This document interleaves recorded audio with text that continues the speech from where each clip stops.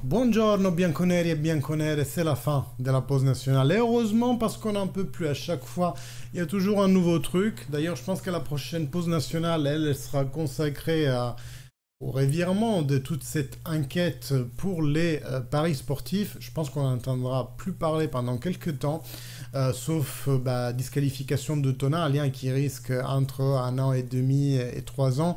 Selon les dernières sources, et puis voilà, aujourd'hui on se retrouve ici avec une reprise de championnat bientôt avec un big match à venir. Qui est aujourd'hui s'est entraîné encore tout seul. Il y a tous les joueurs qui sont revenus des pauses nationales, donc on va tout doucement préparer ce big match contre le Milan qui pourrait déjà nous dire pas mal de choses sur la suite de la saison de la Juventus. On va parler aussi des mots de Nicolo Fagioli, bien entendu. Ses mots à lui, sa vérité à lui, parce qu'il est important, à mon avis, de raconter sa vérité, plutôt que la vérité que les autres nous disent sur Fagioli. Alors, déjà, partons avec le terrain et le son Fagioli. Pour la suite, chez le Milan, indisponible, Maignan, Théo Hernandez et on le sait depuis aujourd'hui, Sportiello aussi.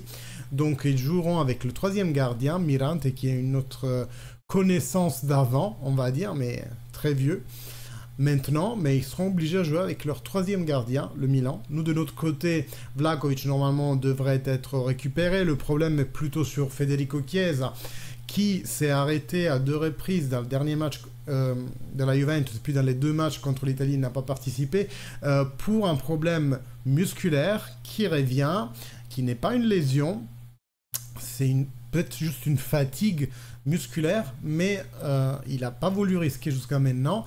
Mais la chose à tenir vraiment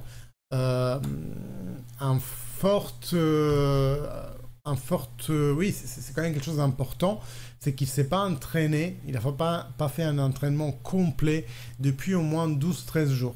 Donc vraiment le voir soit convoqué, mais encore moins titulaire contre le Milan, ça me paraît très problématique.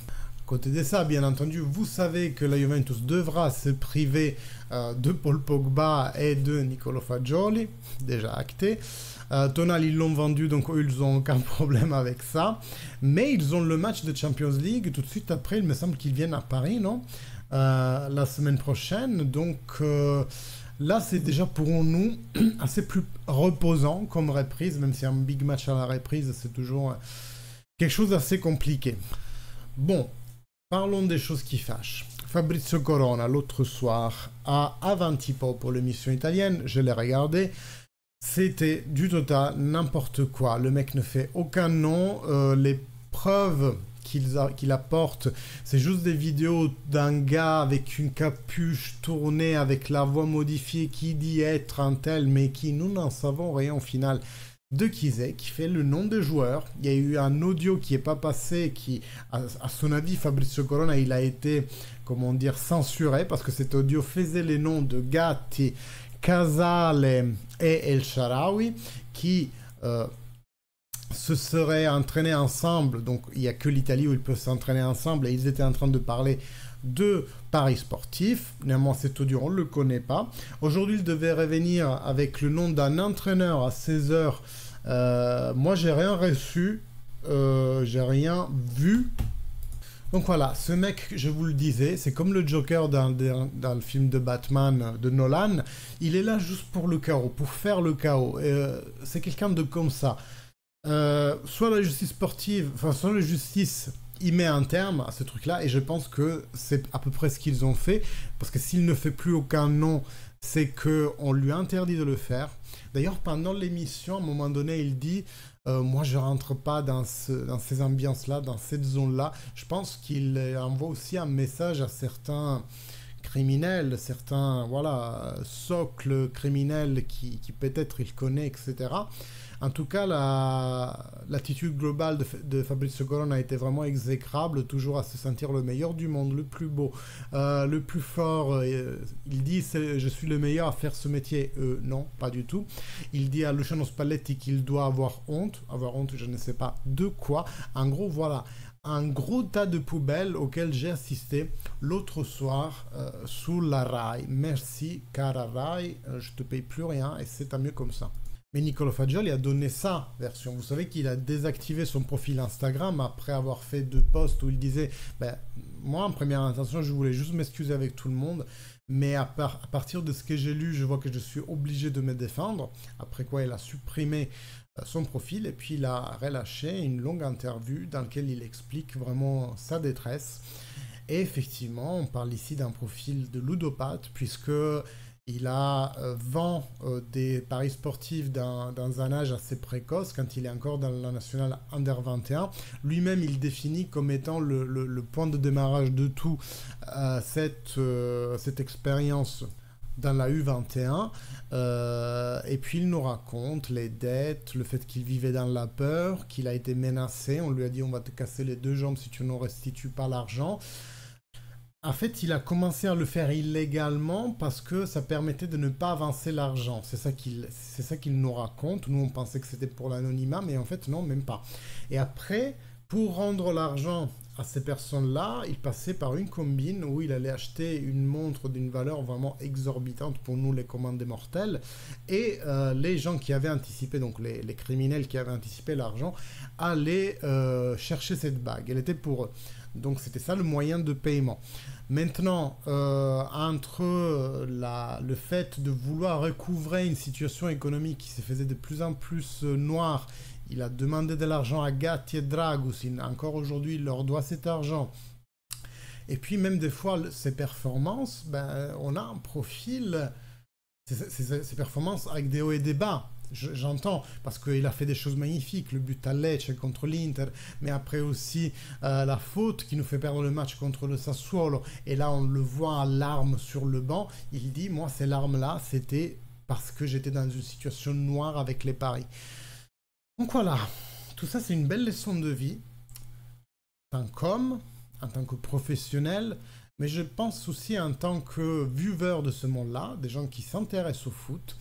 Combien de fois je vous dis, si l'entraîneur fait un choix qui nous paraît bizarre, certes on le conteste, certes on le critique, mais gardons dans un coin de notre tête que ça peut être pour des bonnes raisons. Et quand, je me souviens très bien, les mots qu'on disait quand on voyait Fagioli pleurer sur le banc parce qu'il avait fait la faute contre le Sassuolo, on était tous là, genre ouais mais il est trop fragile, etc. etc. Mes amis... En fait, on ne peut jamais rien savoir de ce qui se passe derrière. C'est pour ça que je vous dis, ben, si un tel ne joue pas et qu'il y en a qui crachent sur Allegri, réfléchissons 2 secondes. Aujourd'hui, on sait que Fagioli, pendant beaucoup de temps, n'a pas joué. Et on sait que c'était à cause de son état psychologique et qui influe sur l'état physique. Donc bon, ceux qui font les grands professeurs à dire « Ah, Allegri, n'importe quoi, il devrait faire jouer un tel, un tel ». Certes, mais on ne connaît pas tout. On ne connaît pas tout. Et quand on découvre des choses comme ça, je pense qu'il faut avoir l'honnêteté intellectuelle de revenir sur nos déclarations passées et se dire, bah, j'étais un connard à penser ça. Ou alors, bah, ceux qui peuvent se dire d'avoir des argumentaires objectifs et de ne pas juger sur le peu des éléments qu'on a à notre connaissance, ben, tant mieux pour vous. Je vous félicite honnêtement parce que dans la société d'aujourd'hui, il faut avoir un avis tranché, sinon on n'est personne. Mais je trouve qu'on perd en humanité en ayant ce discours-là. Mais pour tout, hein, pas que sur le foot. On peut parler de politique, on peut parler de ce qu'on veut. Aujourd'hui, c'est les avis tranchés qui priment. Mais à mon humble avis, les avis tranchés, c'est aussi les plus fallacieux. Parce qu'ils ne prennent pas en compte une règle universelle qui est là depuis toujours, et c'est pas moi qui l'ai inventé, c'est que les grands problèmes ont très rarement des solutions simples et facilement identifiables, surtout quand on ne connaît pas tous les tenants et tous les aboutissants. Bref, je vais arrêter de vous parler de ça. On va voir si Fabrizio Corona fait encore de nom. Dans tous les cas, moi je vous invite à vous abonner parce que les matchs recommencent bientôt. Donc n'hésitez pas à vous abonner, à activer la cloche, comme ça vous saurez quand je mets des vidéos en ligne ou alors quand je vais en live. Le prochain live, ça sera dimanche soir Milan-Juventus. On va le vivre ensemble. Donc n'hésitez pas à rejoindre la communauté, like, commentaire comme d'habitude. Et moi je vous dis, fino alla fine, forza Juventus. Ciao.